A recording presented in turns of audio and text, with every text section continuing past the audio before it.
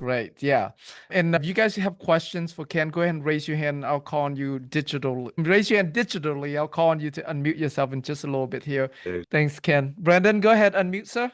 Am I live? You Yep. are, sir. Yes, you are. Okay, good to see you, sir. Thanks for being here. You bet. Thanks for Um, having me. Absolutely. Okay, my question in the emerging fund space, there can tend to be a lot of confusion about when you need to have a registered investment advisor involved when in different fund types. When you're using your blind fund, do you have an RIA on staff that advises people as a compliance issue, or how do you navigate that? No, so we've not ever done a Reg A fund. We don't use RIAs. We just don't. So we raise all the money ourselves. We don't pay commission to anybody because you need to be licensed to do that. We do 506Cs only. I'm sure, I don't know, for everybody who doesn't know what that is, there's a couple of exemptions with the SEC. 506C means that I don't have to register with the SEC, although I have to file an exemption. I have to pay them money basically. And I can advertise, I can talk about our deals just like I am right here publicly, but I can only allow in accredited investors, and we have to verify that they are in fact accredited. So that's how we work. We don't use RIAs. I suppose we could, but then that's a completely different thing because those guys need to get paid, right, in order to refer you money. And now you're further diluting the investor. And I don't, because our fees are 1%. If you get an RA on top of it at 2%, now you're just compounding, eroding investors' returns. So we just don't do it. Our version of an emerging fund is we just keep doing what we're doing. And it's the hard way, but we're at about 500 retail investors. There are people that have more, but what happens is it really starts to grow fast because everybody now is talking to everybody if you're doing a good job. Awesome, thank you. Yeah. I've been looking into getting into things like fund funds and the different types of funds that are available to start. And I've done a couple of consultations with some SEC attorneys, just kind of really high level stuff, a 30,000-foot view. And it seems like the nuances around when you're making investment decisions for your investors, it's a little bit tricky to manage with regard to SEC compliance. So I guess that question came from that direction. I'm Yeah, still. I've not had that issue. Yeah, I hear what you're saying. I've just not had that issue. I quite honestly, I wouldn't want an RIA telling me which multifamily property to buy. Yeah. That's my job, right? So I wouldn't want that. I do want to just say one thing because you didn't really talk about this, but I want to make sure everybody's aware. There's a few companies, and they probably do a good job. I have no idea. I always got too scared to hire them. But a lot of people say, we'll go raise capital for you. They'll do it. They'll do it for a fee, 2%, maybe, whatever it is. Okay, I guess there's nothing wrong with that. But I do want you to be careful if you enter those relationships because what people forget is almost every one of those relationships are on what they call a best efforts basis. So now you got this deal under contract. You need to raise 5 million. They're going to do their best, but there's no penalty if they don't get to the 5 million. And so you can find yourself in trouble. I only tell you that because this whole show is about capital raising. And I want to make sure that everybody understands, don't just be careful with that because you 100% rely on them to raise your money and they don't, you could have a really big problem on your hands. So I'm just trying to make sure that you have that foresight, right? Because who reads all the contracts that you're required to sign? I do, and hopefully you do as well. And they might gloss over something like that it could be one clause in a 20-page contract and you miss it, it could cost you a lot. Good question. Our SEC attorney has never advised me that I should go out and hire an RIA to tell me which multifamily deal to buy. I don't know of anybody that does it. And then good luck with your fund of funds thing. I think that's a wonderful idea. And I'm probably going way beyond what you asked me, but I do want you to be careful when you're managing a fund of funds because they call us all the time. And what they typically want is a piece of our promote. And I just want you to be careful with that just because here's why. We don't do that, right? We just don't do that. We don't need to anymore. We already know how to raise money on our own. So the reason I bring it up to you is as you're raising money for your fund of fund, or you're finding a deal to put your investors into, make sure that the sponsors that are willing to work with a fund of fund and give up some of their promote are typically the ones with less experience. So really vet out their experience because the more experienced ones don't generally want to give up their promote. You can get a little piece of it out of yours. And so just be careful with that. That's all. I'm not saying there's anything wrong with it. I'm just saying the more likely people to say, yeah, I need your money are the people that are brand new to the game and maybe don't have as much experience. So to the extent Yeah, that why would they give up that piece if they necessarily didn't need to, and it's not, they need a ton of capital in a shorter period of time? That might make sense. But I see what you're yeah. saying. Yeah, I would have relationships. I think the right way, a lot of people try to do fund to funds. I think the right way to do a fund to funds is find an 80-20 sponsor and just take 5 or 10%. All you're doing is raising the money and vetting the sponsor. It seems like you're not doing as much work as the guy earning 20%.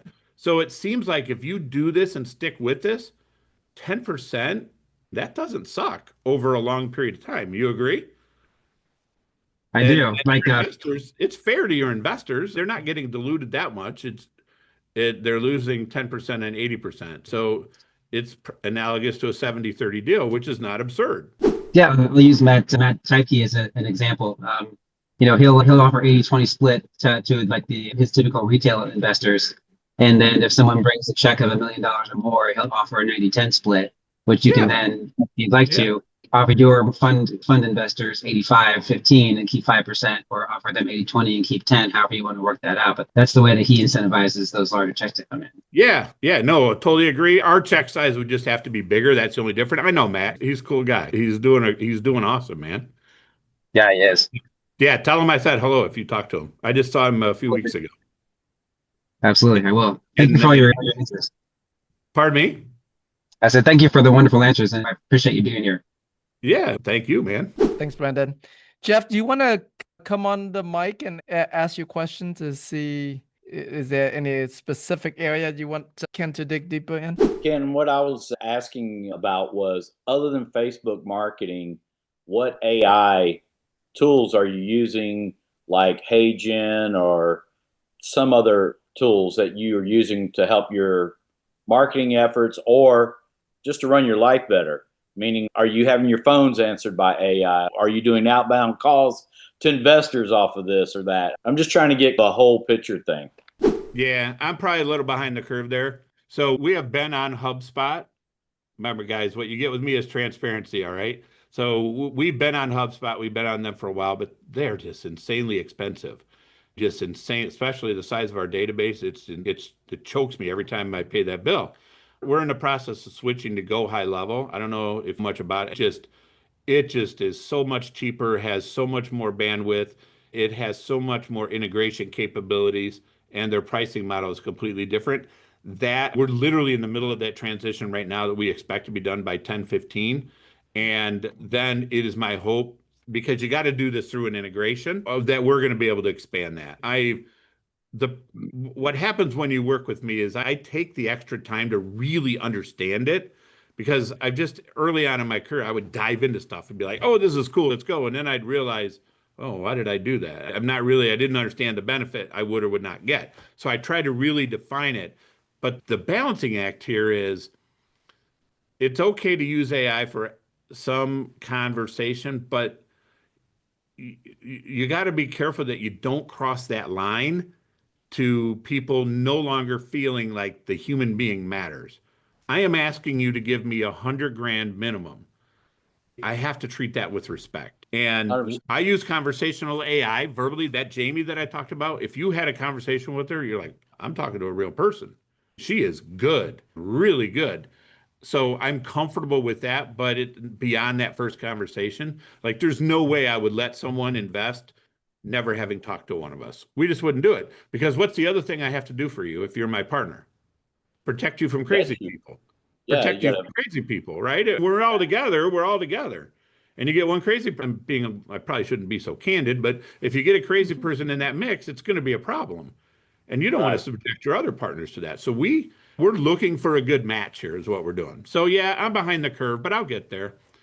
I promise. Are you using it at any of your properties, that your assets that you're doing? Are you having, I met a guy yesterday that's basically, they're developing an AI app that if you are 7:00 at night and you go up to the property, you can get on an iPad face and they'll take your photo and they'll take your fingerprint and all this stuff to get you into the unit while you're at home sleeping. You know what I mean? Or doing whatever. Yeah. It's 24 hours Yeah. a day. Yeah, we haven't gotten there yet. So I do know, here's the other thing I like about Go High Level. Go High Level, if you don't know much about it, it allows you to, it's designed for an agency and then sub accounts. Every one of my properties will have a sub account with their own version of Jamie, who can answer all your questions and do all. Now you can build out your workflows, your automatic drip campaigns. You can build all that out in a very meaningful way. I like that. Oh, it's awesome. I'm telling you, Go High Level. If you're in the multifamily space, you got to look at Go High Level. HubSpot, I love it, but it's insanely expensive. It just is. And as you grow, they just get you more. You add a user, it costs more. You get more 1,000 contacts, it costs you more. It's just crazy. Jeff, I'm going to be careful about you. I hear what you're saying on that. Here's my concern about sales in the leasing area. We've seen people try to do this self-guided tours, what they're called. They became big in COVID because you really had to do it. But after that, it depends on the property and the quality of service that somebody expects. It's hard to talk to some. So if I ask you to just wander around the property, the chances that you're going to see the good stuff are limited, right? You're not going to know because you don't know the property. But if I can get a person there to tour you, I don't know, we'll minimize that. We'll get them ready to lease. We still have people lease sight unseen. They do it all the time. When I have AI, I'm going to be able to do that even better. But I still want that person there because I want, hey, you don't even know where the pet wash station is. Let me show it to you. Oh, I didn't even know it was there. Of course you didn't, because I let you do a self-guided tour. You see what happens? And so now what I think happens is you start to commoditize what you have, and we try to run really nice properties. Our Levi it's a resort, man. It's gorgeous, but the amenities are throughout the property. There would be no way you would be, okay, I want you to take 20 steps and turn right and go down this hallway and turn left, and there's no way they're going to get there. So I'm careful about that. I'm going to use it carefully because we're still human beings, and to the extent I can maintain it. That doesn't mean that I'm not going to be efficient, right? We've run 16,000 units. How many rent payments we personally touch? Zero. Not everything is done automatic. Not one thing. It's all fully automated. That's the kind of stuff that we will get in place and continue to be efficient. I just want to be careful with this AI thing just to make sure I don't lose touch with my potential clients. Because what happens is they're going to, if they tour your property self-guided and the property next door and they get awesome service, they're going to rent from the guy next door. They just will. Yeah. Connection will not be replacing AI in any way. I'm just talking about client accumulation of data, like names and numbers, or that's all in our system. Yeah. Kind of thing. I'm going to be able to use Go High Level to do so much more. Let's say I'm having my capital raising workshop, right? I got tens of thousands of people in our contact database. Our people can't possibly, first of all, emails, most of them go to spam. They just do. Nothing I can do about that. So I text you, but I don't blow up your phone. I don't do that. But many people stop out of it because they're like, I just don't want to deal with it. So we have our own app, KRI Partners app, iOS and Android. So now you download our app. If you're in our programs, you get all of our programs. You get Jamie on your phone. All that stuff's right there, right? And now I'm able to push out notifications to you, okay? But now I want you to think about a capital raising workshop. I can get Jamie. She can make 3,000 phone calls a day. To say, hey, I just wanted you to know that Ken's workshop is coming up. If you don't want to go, that's cool. If you do, here's how you do it. Reply, we'll get you all hooked up. Done. That's it. She doesn't bug you. She drops you a voicemail. You see what I mean? That's the way we'll probably use that kind of stuff, because now that's gold, right? Because so many people after the workshop, they're like, I didn't even know you had it. I'm like, I'm trying to tell you, they just get so tired of communications that they shut them all off. And now they miss the stuff. That's why we developed our app, because the people that are legitimately interested in what you do, they'll install your app.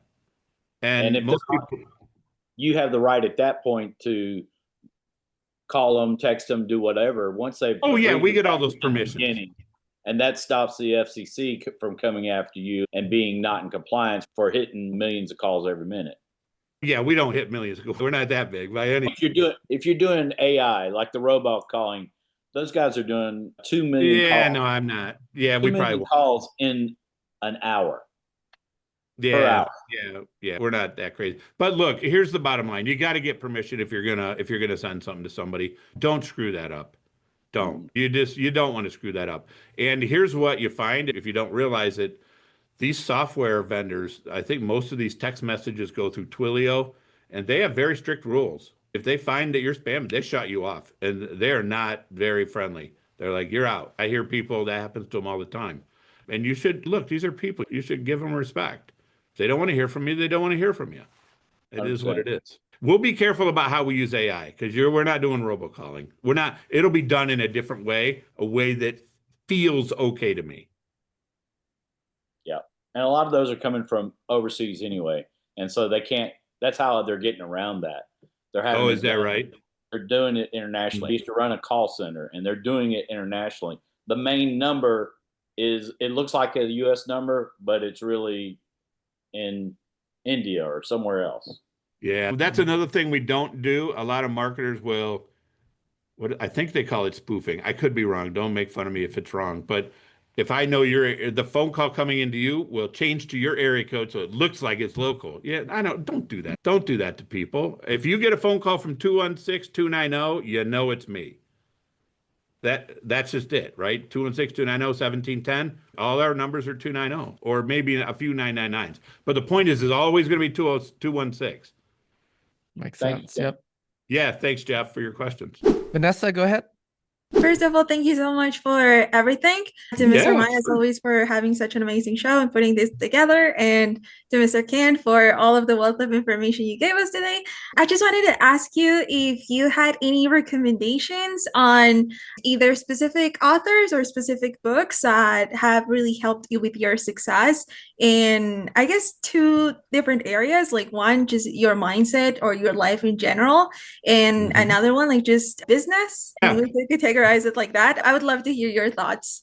Yeah, first of all, I'm a maniac when it comes to learning. And you know what's funny? The older I get, the more I just can't get enough, right? So I've read a bunch of Cardone stuff, Grant Cardone's 10X rule. That first, he's never wrong. You've got to outwork everybody, right? You just do. 7 Habits of Highly Effective People. I think that is one you absolutely have to read. Understand the emotional deposit withdrawal concept. That is so critical. I am right now focused on Alex Hormozi. He has got some cool, he really helps you understand the world differently. He just does. I like the way he presents his information. It's just, after you watch him, you're like, duh. Like, how did I not figure that out on my own, right? But that's just the way it is. I also love John Maxwell. John Maxwell, I do a lot of teaching, and the quote that John Maxwell left with me that I saw him live a year or two ago. People always want to do what you do, but they don't want to do what you did. Think about that for a minute, right? What did I say? Go do the details. Go figure it out. Go do all this hard work. See, that's what I did in order to do what I do. Nobody wants to do that. They want to flip, right? Because all they see, you just met me today, and you think, this guy has got all this, and he knows how to do that. Well, there was a time when I didn't. I had to go figure it out, just like you're about to do or doing right now. And go find that person that is doing what you want to do and literally go do what they did. And that is what I've learned. Go do what these guys do. They're very smart people. And you know what's really cool is they're not afraid to tell you what they did. But for some reason, we have this mental block that says, oh, that won't work for me. What are you doing? First of all, if you pay me to teach you multifamily and then you don't do what we say, you just look at the mirror and like, why did you even give me that money? That doesn't even make sense to me. Like, why would you go to an expert to learn how to do it and then not do what they tell you to do? I'm telling you, people do it all. You laugh, Tim, but people do it all the time. And I finally broke through that. I was guilty as charged. I'm just telling you, right? The first day I met Grant Cardone, I'm like, oh no, that is not me. Like, he couldn't be more different than me. But then I stopped looking at some of but you started understanding why people do what they do. I just picked him because he just came to mind. But all these successful people, Warren Buffett, all these successful people, just study what they did and honestly do it. Because here's the thing that has got me really wound up as I've grown older. My kids are gone now. I don't get to help them anymore. If there is no difference between you and me and Tim and Mr. Wonderful, then Alex Hormozi, then Grant Cardone, then anybody. There is no difference. None. We're all very smart people. They just did the things that they needed to do. We always think, oh my gosh, you went from here to here. Yeah. How about Ken's 27-year overnight success? That's a long night, man. That's all you got to do. But people don't want to do it. So that's the one thing I want you to do. Vanessa, there's no reason why you can't raise, you can raise $60 million. You can raise $100 million. Right now, you don't think so. Just I'm just telling you, somebody knows how to do it. And when you find that person that's willing to share it all, do what they tell you. So thank you I love your question. Yeah, you're welcome. You're welcome. It's awesome. Thank you so much, especially for the added advice of just doing things. That it's a really life-changing mindset to adopt. So thank you so much. Yeah, just do it. You know, the number one thing that will change your behavior, put your goal on your computer every single day and write it down. And then every time you go to do something, look over at that and say, is what I'm about to do going to help me get to that goal? If the answer is no, don't do it. Go do something else. I'm telling you, the successful people, every one of them say that. Thank you so much. Yeah, you're welcome, Vanessa. That's good. Thank you. Lucas, go ahead. Unmute. Good, Ken. How are you doing? Fantastic. Hey, I had a question for you. So I'm right now in the middle of a capital raise on my own property. So in future deals, if I find another property, when I find another property and I want to do another capital raise, but I wanted to partner with you guys, what one of your programs was allowing you to come in there and partner with you guys and maybe use you as a key principal or somebody else on your team as a key principal and then get a little bit more experience with that? Because with only having one deal right now, I'd like to be able to continue to that growth path, right? And it doesn't matter how many deals I've done, there's always something else to learn. So getting paired up with other people that are super experienced, that'd be super important to me. Yep. Yeah. So we have at the core of our training is what we call our advanced multifamily acquisition program. It is comprehensive. Starts with the numbers and it literally takes you through concept to close. Every little thing we do, my spreadsheets, you get them. My scripts, you get them. My PFS spreadsheet, you get it. Everything we do. Now, here's why you have to be in that program before we be willing to partner with you. Because one of the things that you get with that program is 208 hours of group coaching time with us, Tuesday, Thursdays, 12 to noon, 12 to 2, right? I just got off one earlier today for our AMA program. And then Thursdays is underwriting, okay?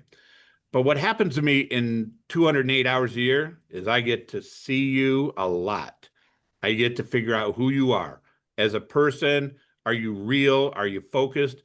Are you asking questions? Are you actually doing the work? Are you bringing your underwriting to the call? Put it up on the screen. Let's go through it. I'm like, wow, this guy really is. Because here's what happens.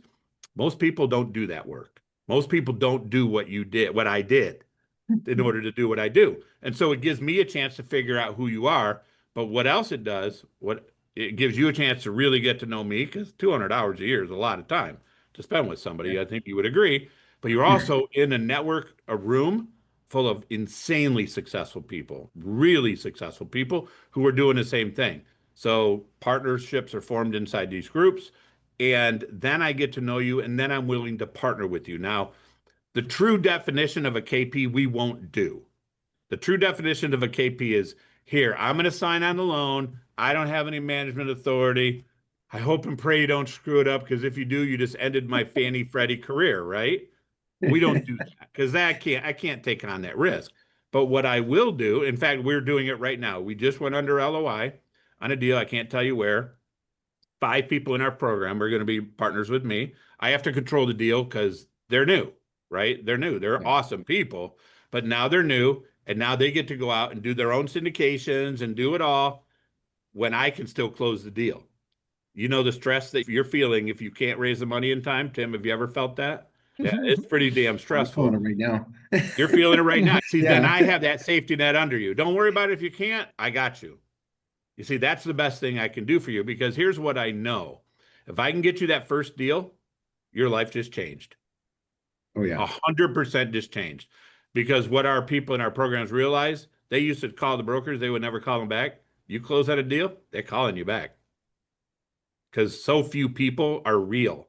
They're like, oh, this person closed. We just had somebody close on 82 units in South Florida. That's a hot market. You would agree? And they closed it. They got an awesome deal. They raised all the money. They raised a good chunk of it inside our room. And now The broker says, you close what? Oh, okay. Let me show you this. I'm just telling you, that's what happens. And all I need to do is help you get that one deal. Now, I can't guarantee I'll partner with you because this is business, but I can't do it unless I get to know you. Because when you're sitting in my chair, I have the most risk, right? Because everybody knows who I am, they know what I can do. And now I start jerking them around, I don't get any deals. And brokers care about certainty of close. So what's stopping you from raising your capital? Do you have a lot to raise yet? No, it's a $1.6 million raise. We're at 3.2 in soft commits. So the thing stopping me right now is that I don't have the UBI number or the EIN to where I can't open up the bank account. But we're not closing until September 27th. Why? You do know that you can get an EIN literally in less than 60 seconds. Go right online, irs.gov, apply for an EIN. And if you have your attach that to the UBI once you get your LLC open, then what's a UBI? I don't know what a UBI is. Oh, so it's a uniform business identification. It's through Washington State. You have to file your LLC. Oh, you're in the state of Washington. Yeah. Okay. Yeah, I don't know about the state of Washington compliance. Yeah. So you can't get a federal EIN before I can get an EIN for that one. Really? Because that's all being taken care of today. But yeah, that's cool. You asked. I did. All right. So here's what I would say. You're right. Don't count the money until it's in the bank. Yeah, that's what's keeping me up is I don't have money in the bank, so I'm super nervous. Yeah. Do you have your PPM and operating agreement done and all that? I have the draft right now, so that'll be out this next week. My due diligence ends this Thursday. Okay. So there's some negotiations we're doing today with the sellers to finish out on the few things that they did not disclose. So we'll see how that all fleshes out. So you have a month. Yeah, your attorneys, you have an SEC attorney, right? Oh, yeah. Okay, they're going to file your Form Ds and all that stuff. Awesome. And all the blue sky stuff. Just keep having the investment meetings and so that you can hit the ground running and then rush. Yeah, you're right. You're down to 30 days. You know the stress I know the stress you're feeling, my friend. I know the stress you're feeling, but you're going to get there. Ken, I appreciate. Yeah, of course. All right, Lucas, thank you. Deepak, go ahead. Hey, Tim. Hey, Ken. So this is great information here that we got. Ken, I just had a question. I joined in late onto the Zoom, but you were mentioning that you had to get audited, or you did your whole auditing by Verivest for all your transactions. What kind of information do you have to provide them for that track record? I'm just trying to starting out. I've been an LP in 2 deals, but it's like kind of like use that information like to vet out other deals if I decide to be an LP on something like that. Yeah. So Verivest doesn't do this anymore. They just made a business decision to stop doing it, but I paid them 5 figures to do this. And so what did I have to send them?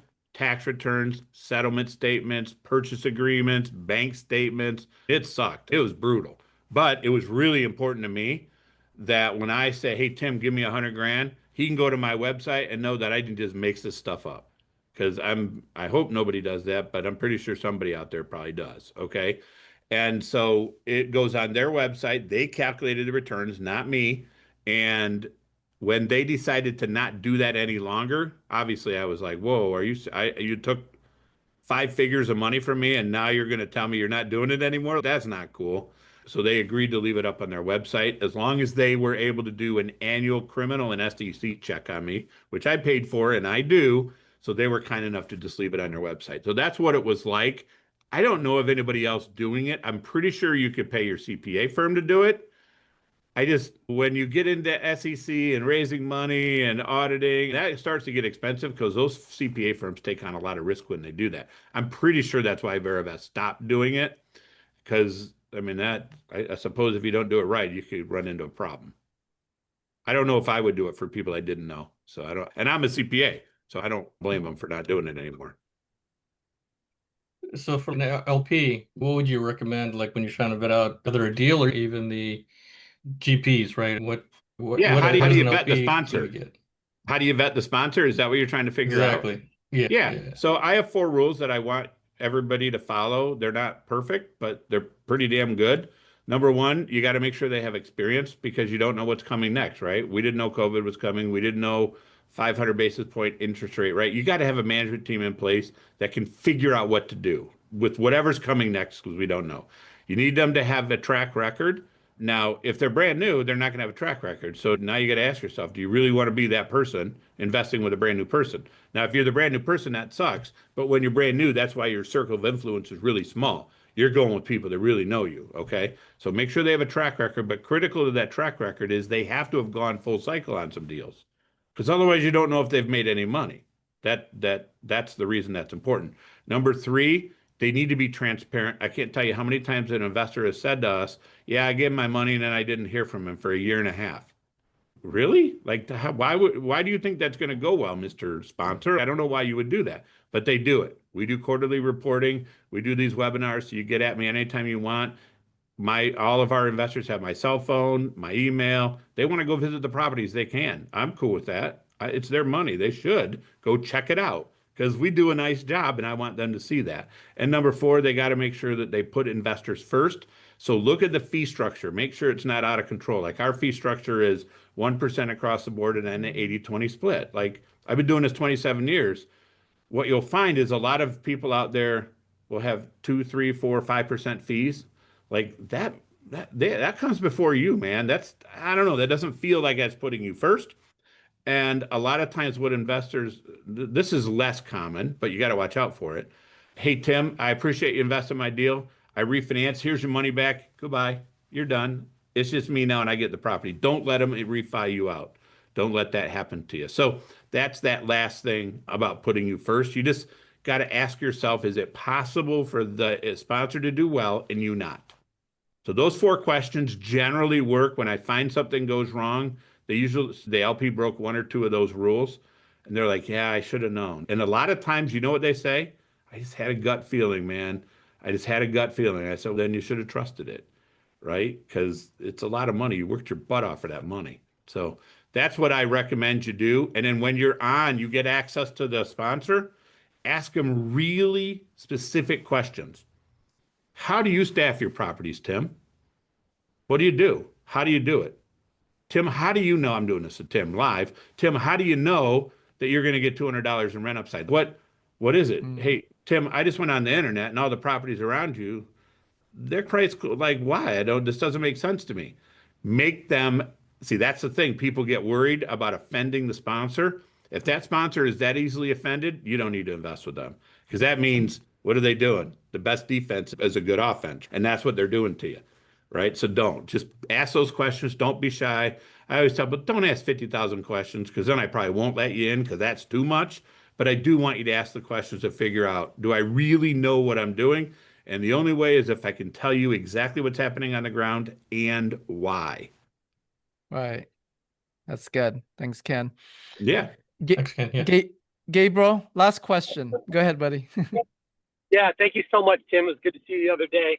And Ken, heard great things about you from my buddy Nelson. So thank you for giving us your time. Oh, I love Nelson. Yeah, Nelson Lee. Nelson. How can you not love Nelson? He's a cool dude. Totally. First one is, I think we were talking about capital raising. The story right now behind these deals sells. What stories are you really liking right now?